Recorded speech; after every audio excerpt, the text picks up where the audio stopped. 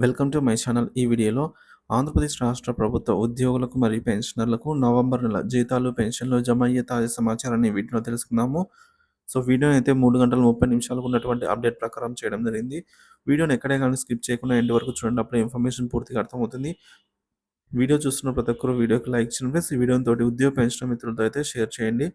కొత్తగా మన channel చూస్తున్నవారు subscribe చేసుకోకుంటే వెంటనే మన ఛానల్ అయితే సబ్స్క్రైబ్ చేసుకోండి. దీని ద్వారా నేను చేసే లేటెస్ట్ వీడియోస్ అన్నీ మీ వరకు రీచ్ అవుతాయి.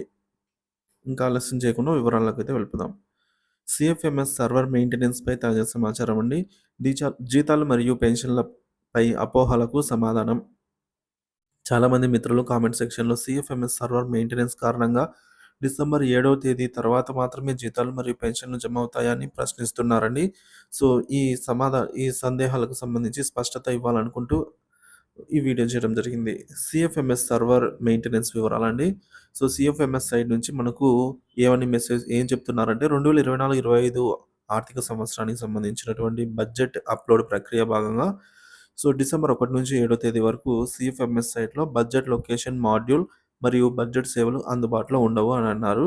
సో, దీనికి గాను మనకు జీవో నంబర్ 100నైతే రిలీజ్ చేయడం జరిగింది. దాని ప్రకారంగా అమలు చేయబడుతోంది. సో, దీనిపై మరి ఉద్యోగ జీతాలు, పెన్షన్‌లపైన ఏమైనా ప్రభావం చూపుతుందా అంటే, జీతాలు మరియు పెన్షన్‌లు ప్రభావం ఏం చూపదు. యథావిధిగా జమ అవుతాయనైతే ప్రభుత్వమే స్పష్టం చేసింది.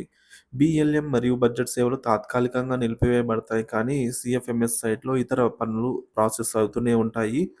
పెండింగ్ స్టేటస్ చెక్ చేసుకోవడంలో కూడా ఎటువంటి ఇబ్బందులేమీ ఎదురు కావనైతే సమాచారం. మరి అట్లయితే ఎందుకు జమ కాలేదు? సో, మరి జమ కావాలి గదా!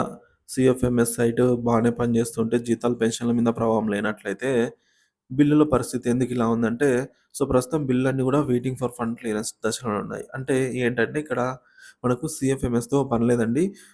ఈ బిల్లులు మనకు ఏపీ రాష్ట్ర ప్రభుత్వము ఆర్‌బీఐ దగ్గర నిధులను సమకూర్చిందంటే, మనకెలాగో రేపు 4127,00,00,000 వరకు రానుంది. ఈ నిధులు రేపు సమకూరుతాయి ఆటోమేటిక్‌గా. ఈరోజు గూడా బిల్లులో మాక్సిమం కదలికైతే లేదండి. ఉంటుందనే నమ్మకం గూడా లేదు. రేపు ఈ ఫండ్ ఏదైతే వస్తుందో, ఇది లోడ్ అయిన తర్వాత ఆర్‌బీఐలో ఈ వెయిటింగ్ ఫర్ ఇక్కడ చూస్తున్నారు గదా! Back side waiting for fund clearance. ఈ వెయిటింగ్ ఫర్ ఫండ్ క్లియరెన్స్‌లో ఉన్నవి ఇప్పుడు ఈ ఫండ్ వచ్చిన తర్వాత ఇవి క్లియర్ అయిపోతాయన్నమాట. అప్పుడు ఆర్‌బీఐ డబ్ల్యూఎఫ్‌సి అంటే వెయిటింగ్ ఫర్ ఫండ్ క్లియరెన్స్ నుంచి ఈ ఫండ్ రాగానే ఈ కుబేర్‌కెళ్తుందన్నమాట.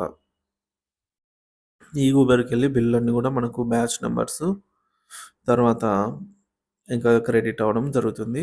ఇది ప్రాసెస్. ఈరోజైతే ఇంకా ఏమి వస్తాయని నమ్మకం అయితే లేదు. ఉంటే ఒకవేళ అప్డేట్ ఉంటే అప్డేట్ చేస్తానండి.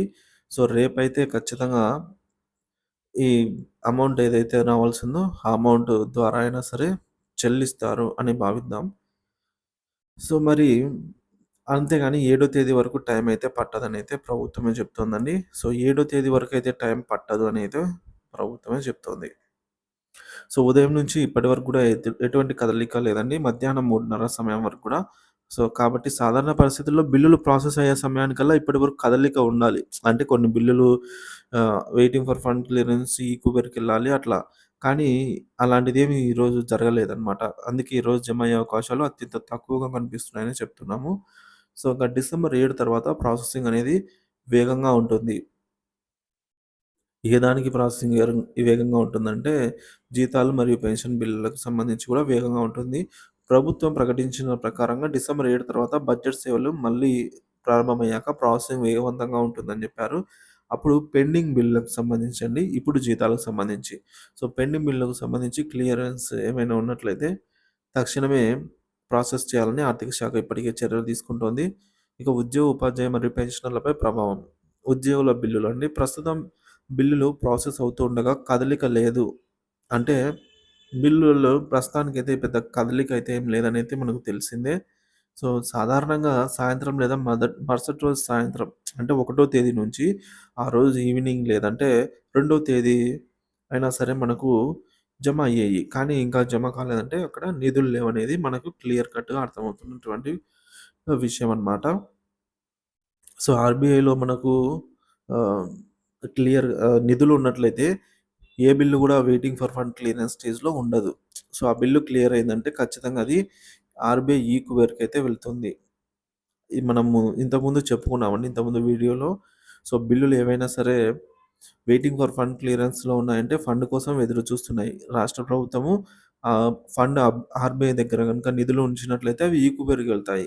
సో, ఫండ్ క్లియర్ అయితే. సో, ఈక్యూబర్ సిస్టమ్ వచ్చేసి ర్యాండమ్‌గా మనకు బ్యాచ్ నంబర్స్ అయితే అలాట్ చేస్తుందనమాట. మన స్టేట్‌లో అక్కడక్కడ కొన్ని ర్యాండమ్‌గా కొంతమందికి ఒక బ్యాచ్, వీళ్ళకొక బ్యాచ్ అని ఎంటర్ చేసి ఆ బ్యాచ్ అంతా కూడా ఒకటేసారి క్రెడిట్ చేస్తుందనమాట.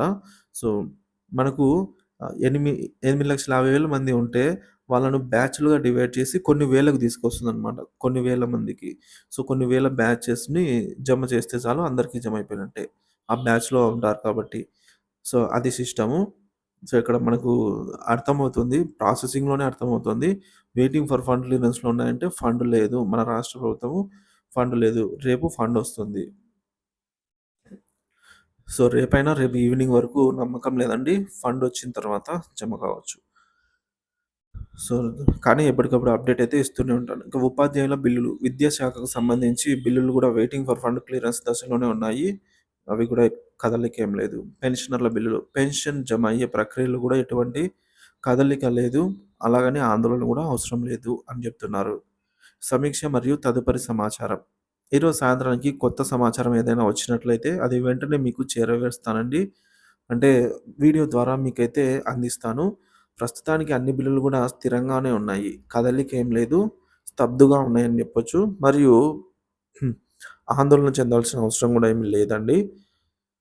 తదుపరి ప్రక్రియలైనటువంటి అప్డేట్ గురించి మరుసటి వీడియోలో అంటే తదుపరి వీడియోలో అయితే తెలుసుకుందాము. సో, మీ ప్రశ్నలకు స్పష్టమైన సమాధానం ఇచ్చే ప్రయత్నం అయితే చేశానండి. ఇంకా ఏమైనా డౌట్స్ ఉన్నట్లయితే కామెంట్ చేయండి. ఏదైనా కొత్త సమాచారం ఉంటే దాన్ని గూడా తక్షణమే మాతో అయితే పంచుకోండి. సో, ఇది ఫ్రెండ్స్ వీడియో. వీడియో నచ్చినట్లయితే లైక్ చేయండి, షేర్ చేయండి. సో, మొత్తానికి ఈ బీఎల్ఎం అంటే మనకు ఈ ఇది జీతాలు మరియు పెన్షన్‌కి సంబంధించింది కాదనైతే ప్రభుత్వమే చెప్తోంది. కానీ మనకు ఎవ్రీ మంత్ ఏదో ఒకటి ఈ విధంగా అయితే సర్వర్ డౌన్ అనో, నిఫ్ట్ డౌన్ అనో, తర్వాత ఏదో ఒకటి డౌన్ అని వస్తోంది. సో, కూటమి ప్రభుత్వం అమలు చేస్తున్నటువంటి ఏకైక ఉద్యోగ పెన్షన్‌లకు సంబంధించి బెనిఫిట్ ఏందంటే, ఒకటో తేదీన జీతాలు జమటం. సో, అవి కూడా మనకు ఏ నెల కూడా ఒకటో తేదీన అందరికీ జమ కాలేదు. అంటే పూర్తి స్థాయిలో జమ కాలేదండి. సో, ఒక 5, 6 తేదీలలో అయితే జమ అవుతున్నాయి. సో, గత ప్రభుత్వంతో పోల్చుకుంటే బెటరే గానీ, ఒకటో తేదీన మాత్రం అందరికీ జమ కావటం లేదు. ఆలస్యమైతే అవుతూనే ఉంది. Thank you for watching this video.